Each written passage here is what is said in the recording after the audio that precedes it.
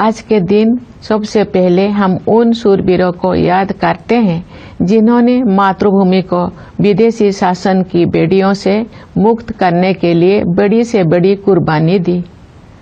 उनमें से कुछ स्वाधीनता सेनानियों के बारे में लोग जानते हैं, लेकिन बहुतों के बारे में उन्हें जानकारी नहीं थी। इस वर्ष हम भगवान बिरसा मुंडा की 150वीं जयंती मना रहे हैं।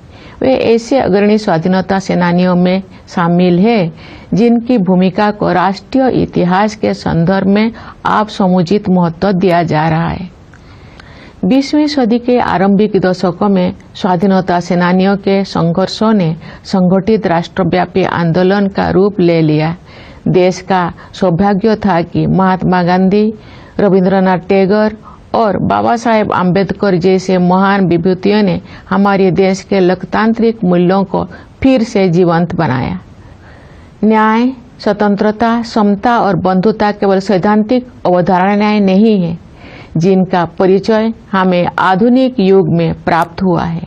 ये जीवन मूल्यों तो सदा से हमारी सभ्यता और संस्कृति का अंग रही है। नव स्वाधीन भारत के संविधान और गणराज्य के भविष्य को लेकर जो आलोचक संदेह व्यक्त करते थे, उन लोगों को इन्हीं जीवन मूल्यों के बल पर पूरी तरह से गलत सिद्ध किया जा सका।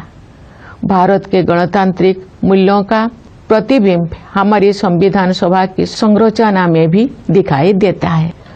उस सभा में देश के सभी हिस्सों और सभी समुदायों का प्रतिनिधित्व था।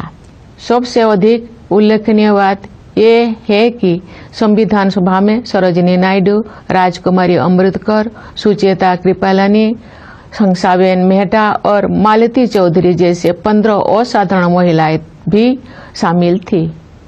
दुनिया के कई हिस्सों में जो महिलाओं की समानता को एक सुदूर आदर्श समझा जाता था, तो भारत में महिलाएं राष्ट्र की नियति को आकार देने में सक्रिय योगदान दे रही थी।